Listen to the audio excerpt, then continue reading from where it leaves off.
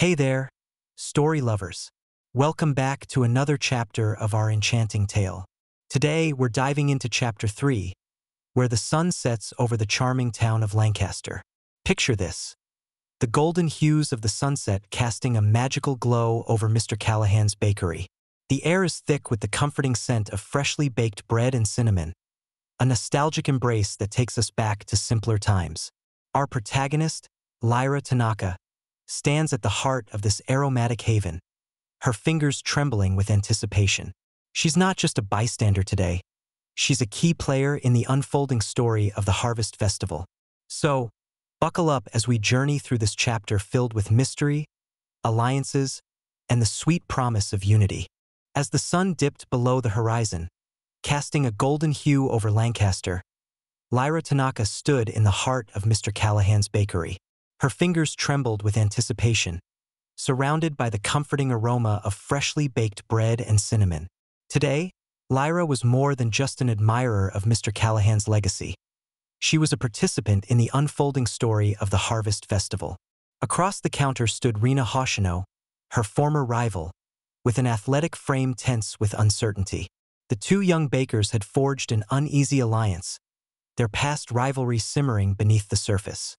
"We need to focus, Lyra," Rena said, her voice steady yet laced with vulnerability. Lyra nodded, her heart racing. Together, they began to sift through the dusty tomes and parchment scrolls lining the shelves, each page whispering secrets of the past. As they worked side by side, Lyra caught glimpses of Rena's fierce determination, a reflection of her own aspirations. The tension between them began to dissolve, replaced by a shared purpose. Suddenly, a gust of wind swept through the bakery, causing the pages to flutter wildly. Lyra's gaze darted to the window, where shadows danced ominously. It was then that Ethan, the ghostly figure of the long-dead baker, appeared beside them, his translucent form glowing softly. "The recipe is not merely a collection of ingredients, dear bakers.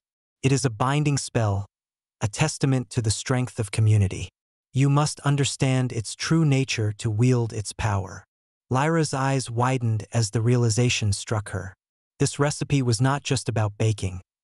It was about unity, about weaving the threads of their community together through the act of creation.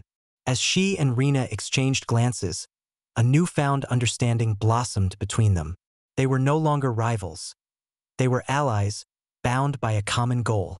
With renewed vigor, they delved deeper into the recipe, piecing together the forgotten lore that had been lost to time. As the festival approached, the bakery transformed into a sanctuary of hope, where the past and present intertwined, and the promise of a brighter future shimmered just beyond the horizon. In that moment, Lyra embraced her role as a leader, her self-doubt melting away like sugar in warm water. She could feel the pulse of the community around her, a rhythm that echoed in her heart.